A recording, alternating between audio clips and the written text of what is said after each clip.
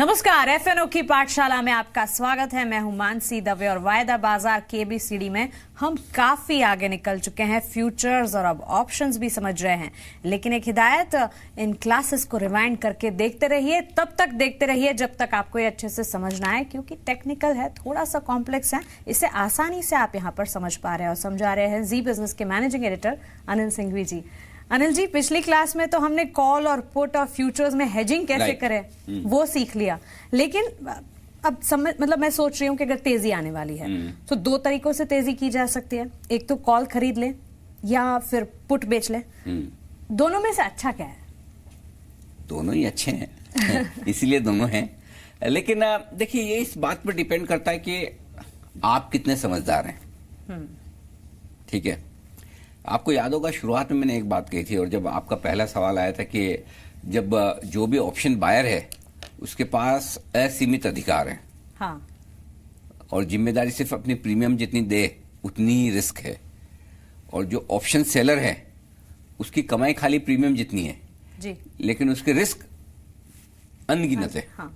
ठीक है, तो फिर ऐसे में ऑप्शन बेचता कौन है और क्यों बेचता है जी? ऑप्शन सेलर कौन है कि थोड़ा सा मुनाफा लेना है, लिमिटेड रिस्क दुनिया भर की। फिर क्यों बेचते हैं?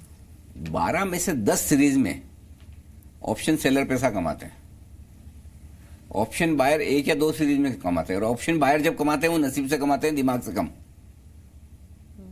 इसलिए अब आपके पास सवाल सिंपल है, तेजी करनी है।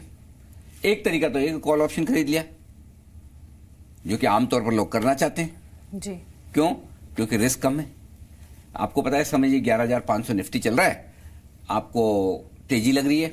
हाँ। आपने 11,600 का कॉल ऑप्शन खरीद लिया, 70 रुपए में मिला। ठीक है, आपकी रिस्क कितनी है? 70 रुपए की। जी। इससे ज्यादा तो डूबेगा नहीं। जी।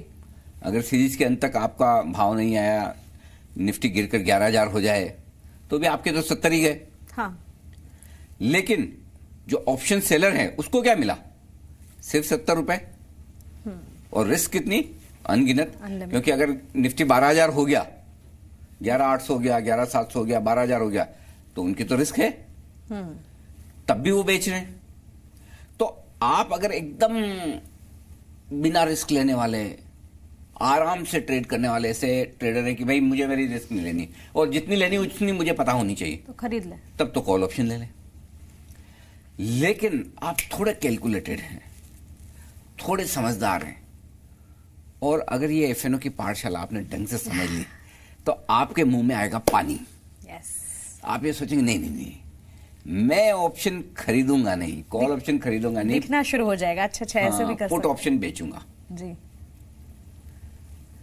अच्छा, मजे की बात है, पुट ऑप्शन बेच के भी आप अपनी रिस्क कम कर सकते हैं, वो भी मैं बताऊंगा आगे आपको। हम कहते हैं ना अनलिमिटेड रिस्क है। हाँ, तो वो लेकिन अनलिमिटेड रिस्क का भी फॉर्मूला है, हर चीज का फॉर्मूला है, का भी तरीका हाँ है, हाँ 100% जो हमें पता चल ही जाएगा।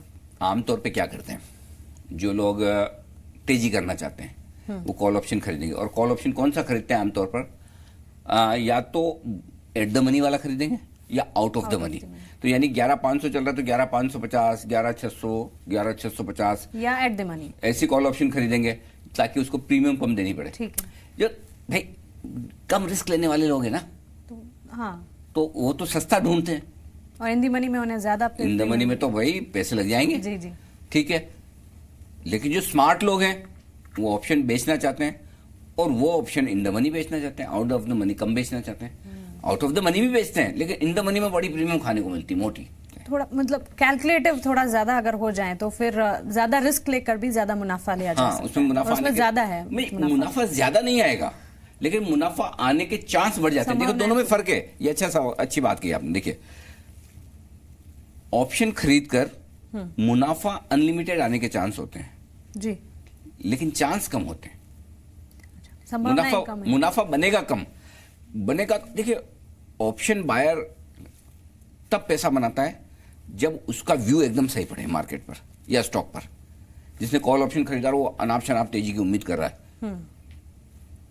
और ऐसा हो जाता है तब तो वो मोटा पैसा कमाएगा, और ऐसा नहीं होता तो फिर हाँ गया जी। तो ऑप्शन बायर जो है ना, उसके लिए व्यू सही पढ़ना बहुत जरूरी है।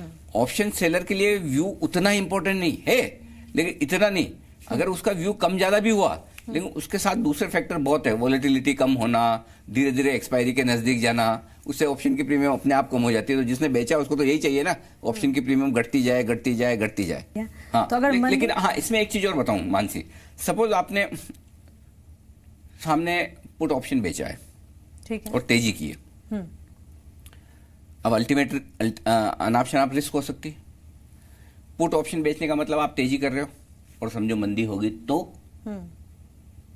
क्योंकि आपने पुट ऑप्शन किसको बेचा है, किसी पुट बायर को, जिसको मंदी लग रही होगी, तो उसने थोड़ी सी प्रीमियम लेकर आपसे राइट ले लिया जी।